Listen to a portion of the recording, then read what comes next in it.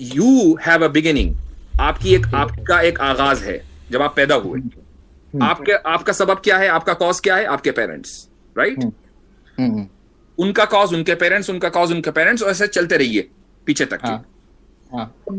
उसके बाद एवोल्यूशन पर आ जाएं कि उनका कॉज जो है वो सेल है, सेल का कॉज मडी वाटर है, उसके बाद चलते रहें और फिर बिग बैंग का कॉज जो है वो गॉड है, और गॉड को अब सवाल ये कि किसने बनाया, हम मान लें कि गॉड को एक सुपर गॉड ने बनाया, सुपर गॉड को एक सुपीरियर गॉड ने बनाया, इस तरह चलते रहे हमेशा।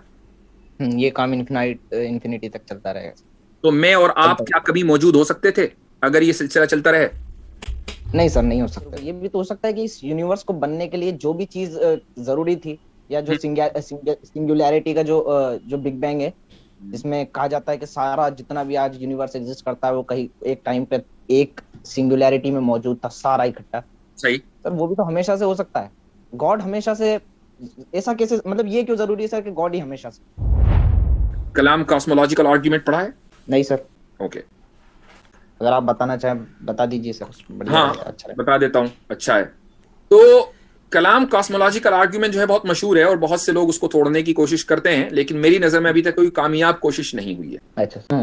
देखिए, सबसे पहला जो स्टेटमेंट है वो ये है कि everything that begins has a cause. क्या मतलब इसका? कोई भी चीज जो हुई है उसकी एक शुरुआत, उसका कोई करने वाला या उसको करा गया है, उसका कोई कॉज है, उसका कोई सबब। जिस चीज का आगाज हुआ है उसका सबब है, उसके पीछे सबब है, राइट? ओके, यूनिवर्स के बारे में आप क्या कहते हैं? The universe has a beginning और नॉट? अभी तक जो साइंस ने हमें बताया सर, हाँ, यूनिवर्स की बिगिनिंग है। Okay, universe began to exist. तो क्या नतीजा निकला? The universe has a cause. हाँ सर, तो फिर इस पे वही वाली बात आई है सर कि अगर आपका कहना है कि कोई भी चीज ऐसे खुद नहीं बन सकती, तो सर फिर खुदा खुद कैसे बना सकता? हाँ, अभी हम मजहबी खुदा की तो बात ही नहीं कर रहे हैं। हम तो अभी नॉर्मल खुदा की बात कर रहे हैं सर। किसी भी गॉड की बात कर लें। चलें, ठीक है। आपने कहा कि अगर कोई भी चीज खुद नहीं बन सकती, क्या मैंने ये कहा कि कोई भी चीज खुद नहीं बन सकती? नहीं सर, आप यही बोल रहे हैं कि एवरीथिंग हैज कॉज। नहीं, मैंने तो नहीं बोला सर। अभी तो आपने यही बात बोली है सर। बिल्कुल नहीं बोला, बिल्कुल गलत। अच्छा चलो ठीक है, तो फिर आपने जो भी बात बोली आप उसको नहीं मानते? मैंने वो बोला ही नहीं जो आप कह रहे हैं। दोबारा बताता हूं क्या बोला मैंने। Everything that begins to exist has a cause. क्या मतलब इसका? इसका मतलब कोई भी चीज जो शुरुआत हाँ, उसका कोई रीजन होता है, कोई वजह होती है। जिस खुदा को हम मानते हैं वो तो उसकी तो कोई शुरुआत ही नहीं ना। God never began to exist. Sir, ये तो आप कह रहे हैं ना सर। इसको भी साबित करता हूँ, इसको भी साबित करता हूँ।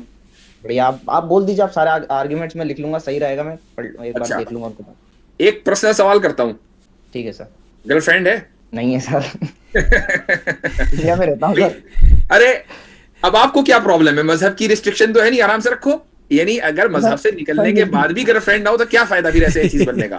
सर देखिए, ऐसी बात नहीं है। मैं कोई एथीस्ट इसलिए नहीं बता कि मैं मजे उड़ाने सर, वो रिलीजियस होते भी उड़ा। मेरा कोई इतना पक्का रिलीजियस बैकग्राउंड नहीं है, मुझे बहुत ज्यादा पाबंदी थी सर। मेरे को ऐसा नहीं समझा। मजाक कर रहा हूँ।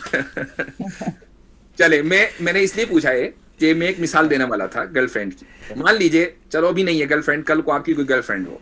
ठीक है सर, थैंक यू। आप उसके सामने अपने घुटने पे बैठ के उसको प्रपोज करें और कहें कि darling will you marry me, तो वो ये कहे कि अभी तो मैं एकदम हाँ नहीं कर सकती, मैं I have to think about it, मैं सोच के बताऊंगी। अच्छा, या मैं पूछ के बताऊंगी। वो आगे जाके अपनी अम्मा से कहे कि आज एक लड़के ने मुझे प्रपोज किया है, फला लड़का है, क्या ख्याल है? वो ये कहे कि ठीक है, तुम्हारे पापा से पूछ के बताएंगे। वो पापा से पूछें, पापा दोस्त से पूछें, दोस्त दूसरे दोस्त से पूछे। इस तरीके से ये साइकिल चलता रहे हमेशा। हाँ। क्या कभी आपको हाँ या ना में जवाब मिलेगा? नहीं मिलेगा सर। नहीं मिलेगा, क्योंकि साइकिल हमेशा चल रहा है। अब अगर साइकिल कहीं रुक जाए, मान लो 10-15 लोगों से पूछा, एक आदमी ने कहा हाँ भाई ये तो बहुत अच्छा लड़का है, हमारे महल्ले में रहता है, बहुत पढ़ा लिखा है, शरीफ है। उसने दूसरे से कहा, दूसरे ने तीसरे से कहा, तीसरे ने चौथे से कहा, चौथे ने बाप से कहा, बाप ने माँ से कहा, माँ ने लड़की से कहा कि हाँ कर दो, तो वहां कर देगी, है ना? साइकिल रुका तो हाँ हुई। अब मैं आपको इस दुनिया का साइकिल बताता हूं। मान लीजिए आपके यू हैव अ बिगिनिंग, आपका एक आगाज है। जब आप पैदा हुए, आपका सबब क्या है, आपका कॉज क्या है, आपके पेरेंट्स, राइट? उनका कॉज उनके पेरेंट्स, उनका कॉज उनके पेरेंट्स, और ऐसे चलते रहिए पीछे तक की। उसके बाद एवोल्यूशन पर आ जाएं कि उनका कॉज जो है वो सेल है, सेल का कॉज मडी वाटर है, उसके बाद चलते रहें और फिर बिग बैंग का कॉज जो है वो गॉड है, और गॉड को अब सवाल ये कि किसने बनाया, हम मान लें कि गॉड को एक सुपर गॉड ने बनाया, सुपर गॉड को एक सुपीरियर गॉड ने बनाया, इस तरह चलते रहे हमेशा। ये काम इन्फिनिटी तक चलता रहेगा। तो मैं और आप क्या कभी मौजूद हो सकते थे अगर ये सिलसिला चलता रहे? नहीं सर, नहीं हो सकते थे। नहीं हो सकते थे, तो कहीं ना कहीं रुकना पड़ेगा ना? हाँ सर, रुकना पड़ेगा। जहां रुकेंगे वही गॉड है सर, लेकिन और उस जहां रुकेंगे उस वो क्रिएट नहीं हो सकता। तो आपका ये सवाल कि अगर हर एक चीज को किसी ने बनाया तो खुदा को किसने बनाया, ये सवाल गलत है सर।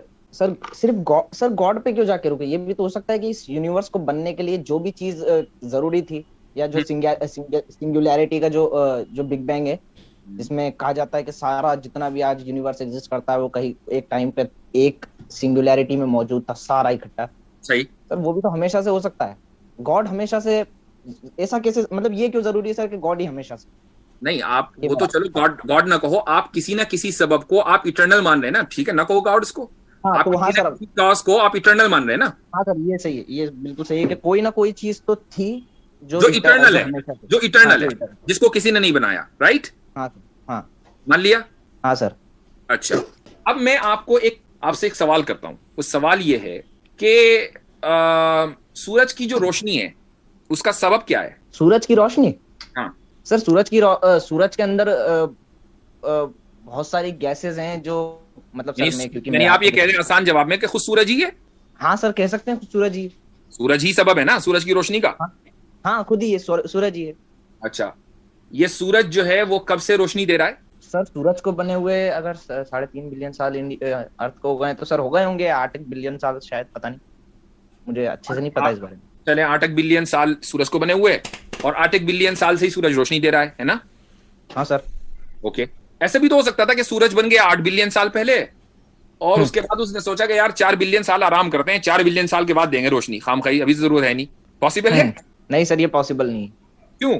सर, सूरज कोई ऐसी चीज कॉन्शियस नहीं है सर, सिंपल सी कॉन्शियसनेस नहीं है ना, राइट? तो सूरज का जो इफेक्ट है, सूरज की रोशनी, उसकी एज और सूरज की एज दोनों बराबर हैं। क्यों? इसलिए कि सूरज में कॉन्शियसनेस नहीं है, है ना?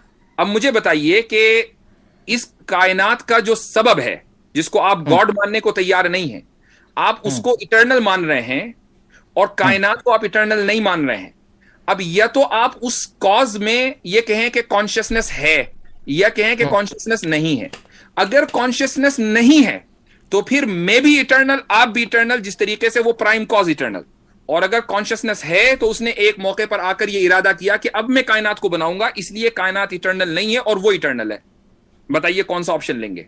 सर देखिए, हमें आपका आर्गुमेंट समझ गया। आपका कहने का मतलब ये है कि जब सन कॉन्शियस नहीं है और उस वजह से वो डिसाइड नहीं करता है कि इतने टाइम मुझे रोशनी देनी है और इसके बाद मैं रोशनी देना बंद कर दूंगा, या थोड़े दिन बाद रोशनी देंगे, क्योंकि वो कॉन्शियस नहीं है तो वो ये नहीं कर सकता। तो आपका कहने का मतलब है कि जो यूनिवर्स है, इसने कैसे डिसाइड करा कि चलो अब जाके शुरू हो जाते हैं अपन? यूनिवर्स नहीं, यूनिवर्स का जो कॉज है।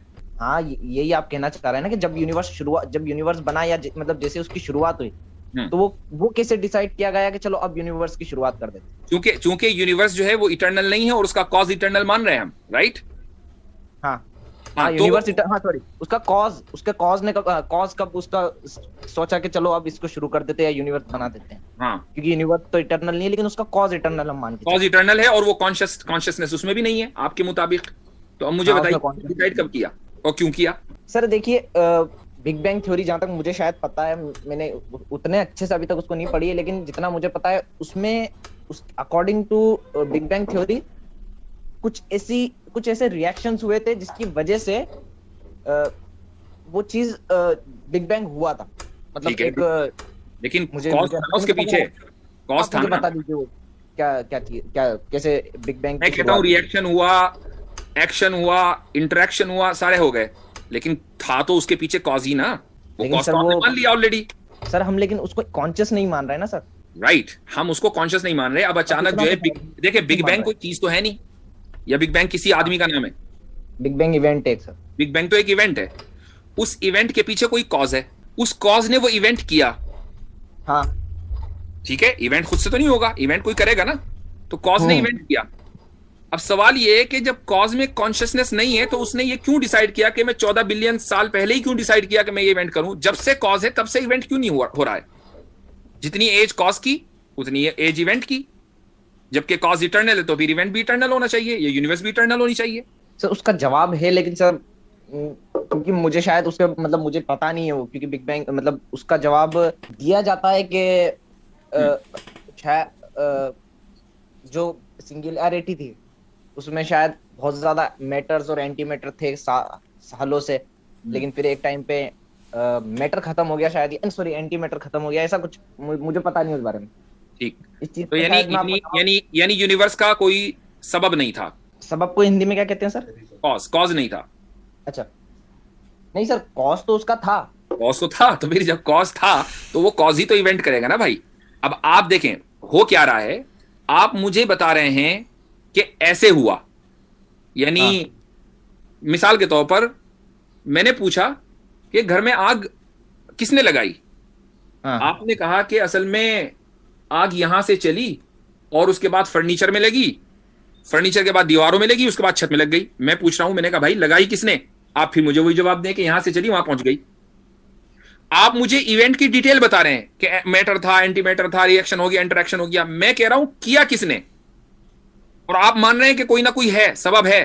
तो अब हमारे पास दो ही ऑप्शन है, या तो वो कॉन्शियसनेस माने उस सबब में, या कॉन्शियसनेस नहीं।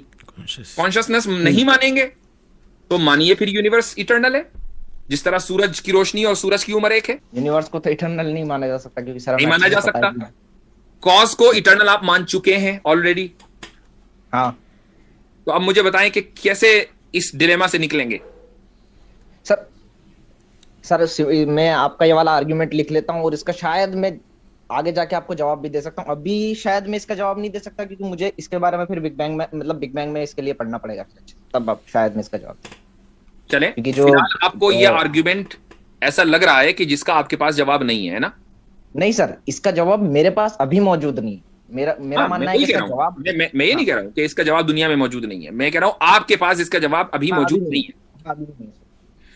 तो हम ये मानकर चल रहे हैं अभी आपके पास जवाब मौजूद नहीं है, हम ये साबित कर चुके कि सबब जो इस कायनात का है उसमें कॉन्शियसनेस का होना जरूरी है, राइट? यही तो साबित हुआ ना इससे। हाँ सर, अगर अभी मेरे पास नहीं है जवाब तो यही मानना पड़ेगा। बिल्कुल यही मानना पड़ेगा, क्योंकि अभी आपके पास जवाब नहीं है। जब उसमें कॉन्शियसनेस है तो फिर उस कॉन्शियसनेस की बुनियाद पर ये उसका हक है कि वो हमारी जिंदगी में इंटरफेयर करे।